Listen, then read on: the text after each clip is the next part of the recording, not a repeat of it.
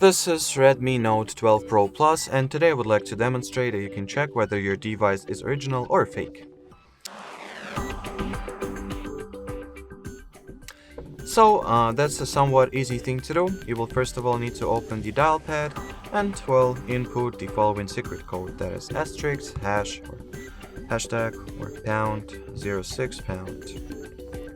As you can see, this device information appears, so in here find the serial number section and compare the serial number that you have over here with the serial number that is written at the box, at the packaging that your phone came in.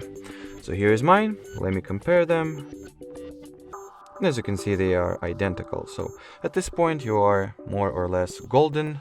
You can also check whether the email numbers correspond, and there is also another place you can check your serial number at. That is, this method is not universal, since not all the devices come with it, but some of them have this sticker at the back, which, as you can see, also contains the specs, or the serial number of this device and both email numbers. So you can also compare them with either packaging or the secret code values, and if all those three things correspond and are identical, that means that you are for sure an owner of an original Redmi Note 12 Pro Plus. Alrighty, so that will be it for this video, guys.